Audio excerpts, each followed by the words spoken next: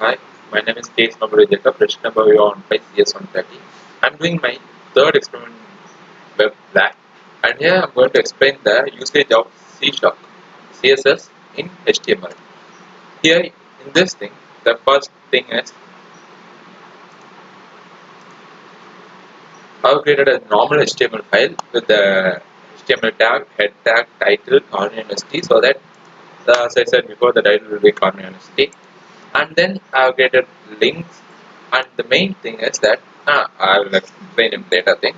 The body, I've created a body header h1 cornea st which comes here, but I have not defined how the cornea st should be displayed, a center with big fonts, nothing I have explained. And then the navigation tag, 4 links. You can see the 4 links, but I have not defined how space should come, what should be the font, what's the background color, nothing I have explained, I have defined. And then I have created a banner, and then I have given the text, but I have not given how should be the background, how should the text be, nothing I have explained.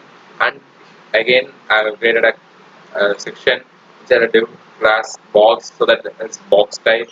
But here you have the background image box, and I have given the name of the box, CST box. This you can see normal boxes, but I have not given the size, how should the spacing between the boxes, nothing I have given. All this can be defined in a separate file called CSS. You can see the CSS, and the main link used to link the CSS is link href a.css. With this statement, real style sheet, this is internal style sheet. Sorry, it's an external style sheet. Internal style sheet is nothing but if you define the style of the banner or section or div inside the HTML, it's called as internal style sheet. If you explain separately in a CSS file, it's called as external style sheet. And I have linked it with this statement: link href.css rel style sheet type text refresh CSS. And here we can start from the beginning. Star defines the whole HTML file. Nothing specified. The whole HTML file can be defined using star, and given the margin and box sizing is border box. We have studied about border box in box sizing. There are 2 types of boxes: content box, border box. Border box is default thing, so that based on the size of the web browser, it can alters it. You can see. See. You think it like it adjusts it to the screen. That's the main property of border box. And next, you are going to specify the header because I have said before, you have given the heading, but you are not defined how the heading should be. That you are going to define this thing. Background color blue. You can see the background color is blue, and then align center. I said right. Align center. You are aligning the text to the center, heading to the center thing. And then the color is black. Font color. Font color is black. And then the font size is 3em. I have 3 types of specifying the font size: em, pixels, centimeters. And then next is text shadow. You can also specify the shadow. Shadow has 3 entities: white and 2 specifying the sizes. How the shadow should be behind and how thick should be the shadow. That is 2 pixels, 3 pixels. Padding. Padding is the thing, the distance between the border and the content. You can see the space between the border and the content. That's specified using padding. And then navigation. And next comes the navigation bars.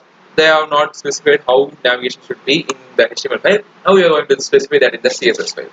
See, CSS file, inside the nav UL, background color is color. This color is called as color. Next, display inline block, so that it makes the link tags to be in one single line. Otherwise, it comes in the next line. Then the width is 20%. Each link is 20%, and the text align is center, so that it aligns itself in center. See, this link ends in here, and it's aligned center. This link ends in here, and it's aligned center. Same for everything. And text decoration is done. If you give underline, you can see. If you give underline, then the link will have an underline in it. And next, font size, as I said before. Then comes the banner. The banner is the main thing. In that banner, we have just given the content. We have not given how the banner should be, what's the image background. That you are going to give here. Background image, URL, the image. And then the background size is cover. See, it's a cover, right? It's not a main image. It's not over the text. It's just a cover. That's the usage of cover. And the background repeat, no, it should not repeat. And then you're coming to the text file, background div, and you're specifying how the text should be, color, font size, margin, width. If you give 100%, then the banner will be fully occupied. So you're giving 80%, which is somewhat less. Line height is 50 pixels, padding bottom, see, padding bottom is 20 pixels, and then overflow auto. Overflow is nothing but, as I said before, right? If you minimize the thing, it will get uh, it will get broken and goes to the next line. That's called overflow. And then comes the box. It's the main thing. You have just designed the box with background and name, but you are not designed how the size should be, how the space between the two boxes should be. That's you are going to define in this box. Height is 200 pixels, 200 pixels, and then the margin is 1%, width is 31%, display inline. Yeah, all the boxes are in inline. Then the position is relative. Relative is nothing but see. You are shrinking it. It's relative, right? See, if it's not relative, it's absolute, it goes to the next line. So if you shrink, it goes to the next line. It doesn't reduce its size and accommodate it to according to that, but it reduces it goes to the next line. That's the use of absolute and relative. Next, the background color you are giving for the title thing. Title thing is nothing but this thing. You are giving some background color, align content, flexent. Flexent is nothing but this thing. Just the content is in the end. Okay, that's the main use of accent. And then font size, positions, absolute, and bottom is in the bottom position. Uh, Color is white. Padding you're given. Padding is nothing but this space between the around the box. We're giving 10 pixels. And our text line is center. And with this 100%. You can see that 10 pixels. Padding is given as 10 pixels. Here the 10 pixel size is this and this, but in this side you can see it's 10 plus 10, 20 pixel is the padding space.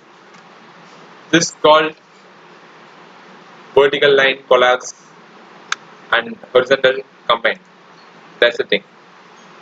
That's all about CSS and HTML.